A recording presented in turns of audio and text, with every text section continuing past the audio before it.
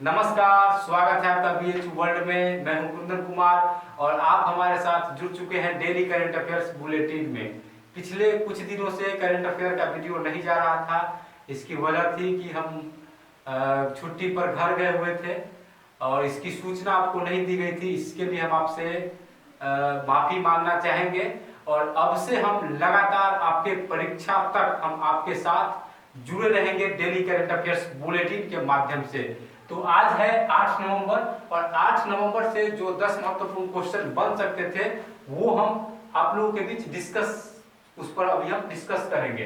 तो आज का हमारा सबसे पहला क्वेश्चन है, किस भारतीय निशानेबाज ने हाल ही में दोहा में आयोजित एशियाई निशानेबाजी चैंपियनशिप में 10 मीटर एयर पिस्टल गेम में स्वर्ण पदक जीता है? दोहा में एशियाई निशानेबाजी चैंपियनशिप का आयोजन हो रहा था जिसमें 10 मीटर एयर प्रतिस्पर्धा का स्वर्ण पदक भारत ने जीता है। तो भारत के किस खिलाड़ी ने जीता है उसका नाम बताना है। तो उस खिलाड़ी का नाम है मनु भाकर।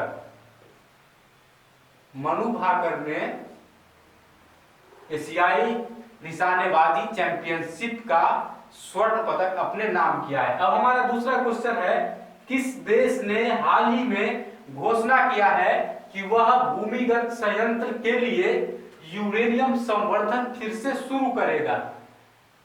और इसका जवाब जो देश इसके बारे में आपको कुछ बता दे कि जिस देश ने यह घोषणा की है उसका अमेरिका के साथ संबंध अच्छा नहीं है और परमाणु संयंत्र को लेकर दोनों देशों के बीच में काफी संघर्ष की स्थिति उत्पन्न होती रही है। बार बार अमेरिका उस देश पर प्रतिबंध भी आरोपित करते रहा है, बावजूद इसके उस देश ने घोषणा किया है कि वह भूमिगत संयंत्र के लिए यूरेनियम संवर्धन फिर से शुरू करेगा। तो वह देश कौन सा है? तो वह देश है ईरान। ईरान ने हाल ही में घोषणा किया है कि वह यूरेनियम संवर्धन को फिर से शुरू करेगा। अब हमारा तीसरा क्वेश्चन है, आरबीआई ने हाल ही में मुंबई स्थित पीएमसी बैंक के खातों की निकासी सीमा 40,000 से बढ़ाकर कितने हजार कर दी है? पीएमसी का जैसे ही जिक्र आया आपको याद होगा कि पीएमसी को लेकर के टीवी चैनलों पर बहुत सारा डिबेट हुआ, पीएमसी घोटालों की चर्चा, अखबारों की सुर्खियां भी बनती रही। तो पीएमसी बैंक के खातों की निकासी सीमा जो पहले थी 40,000, उसको अब बढ़ा करके कितना कर दिया गया है? 50,000 कर दिया गया है। अब पीएमसी का फुल फॉर्म क्या होता है? तो पीएमसी का फुल फॉर्म होता है Punjab and Maharashtra cooperative bank. तो इस बैंक के निकासी संख्या पहले 40,000 थी, अब इसको बढ़ा दिया है आरबीआई के कहने पर। आरबीआई का फुल फॉर्म क्या होता है? Reserve bank of India. इसकी स्थापना कब हुई थी? तो 1935 में इसकी स्थापना हुई थी। किसकी? तो आरबीआई की। अब हम बात करेंगे आज का जो हमारा नेक्स्ट क्वेश्चन है उसकी हम बात करेंगे। हमारा नेक्स्ट क्वेश्चन है, एलजेपी ने किसे अपना नया राष्ट्रीय अध्यक्ष चुना है? एलजेपी का मतलब होता है लोक जनशक्ति पार्टी। एलजेपी नहीं होगा, एलजेपी होगा। एलजेपी ने अपना नया राष्ट्रीय अध्यक्ष किसे बनाया है? तो इसका जवाब होगा चिराग पासवान। राष्ट्रीय लोक जनशक्ति पार्टी एक क्षेत्रीय पार्टी है और यह बिहार की पार्टी है। इसके पहले अध्यक्ष जो थे वह रामविलास पासवान थे। रामविलास पासवान ने अपने बेटे अर्थात चिराग पासवान को एलजेपी का नया राष्ट्रीय अध्यक्ष बनाया है। एलजेपी की स्थापना हुई थी 2000 ईस्वी में और इसका जो प्रभाव क्षेत्र है वह बिहार में है। बिहार में यह पार्टी ज्यादा सक्रिय है। अब हमारा नेक्स्ट क्वेश्चन है वह नासा से संबंधित है। नासा के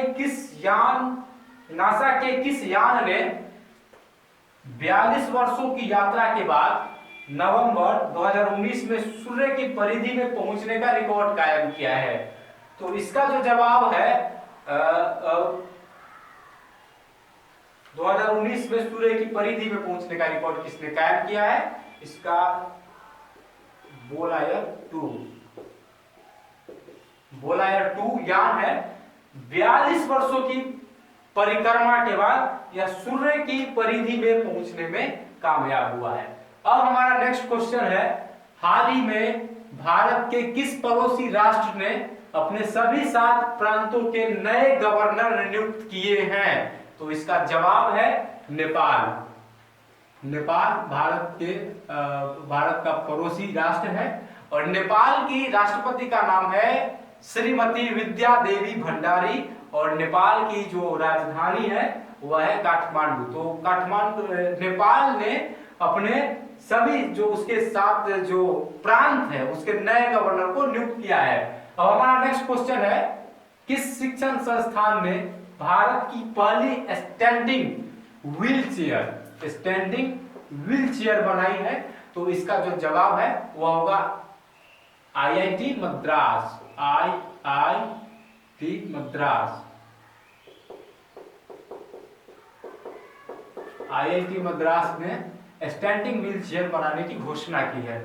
अब हमारा क्वेश्चन है, 35वां आसियान शिखर सम्मेलन का आयोजन कहां किया गया? बैंकॉक में इसका आयोजन किया गया। बैंकॉक कहां है आपको कमेंट बॉक्स में बताना है। और 1 से 4 नवंबर तक इसका आयोजन हुआ, जिसमें भारत का प्रतिनिधित्व कर रहे थे भारत के प्रधानमंत्री श्री नरेंद्र मोदी। तो बैंकॉक में 1 से 4 नवंबर तक इसका आयोजन हुआ। अब अगला क्वेश्चन है, हाल ही में भारत ने किस संगठन से बाहर होने का फैसला किया है? चर्चा में रहा है और इसकी अखबारों से लेकर टीवी चैनल तक खूब चर्चा हुई है कि आखिरकार भारत इससे क्यों बाहर निकला। तो इस संगठन का नाम है RCEP संगठन का नाम है। RCEP का फुल फॉर्म क्या होता है? तो RCEP का फुल फॉर्म होता है रीजनल कॉम्प्रिहेंसिव इकोनॉमिक पार्टनर और इससे भारत ने बाहर होने का फैसला किया है। इसके तीसरे सम्मेलन का आयोजन भी बैंकॉक में हो रहा था और इसी में भारत ने इसे बाहर निकलने का फैसला किया है। भारत ने इससे बाहर निकलने का फैसला क्यों किया या भारत के नीति निर्माता ही जाने। और अगर आप अखबार पढ़े होंगे तो आपको पता होगा कि भारत ने आरोप लगाया है कि भारत की जो क्षेत्रीय मांगे थी वो पूरी नहीं हो रही थी, इसलिए भारत ने इससे बाहर निकलने का फैसला किया है। अब नेक्स्ट क्वेश्चन हमारा है, इटालियन गोल्डन सैंड आर्ट पुरस्कार के लिए किस भारतीय कलाकार का चयन हुआ है? तो उस कलाकार का नाम है सुदर्शन पटनायक।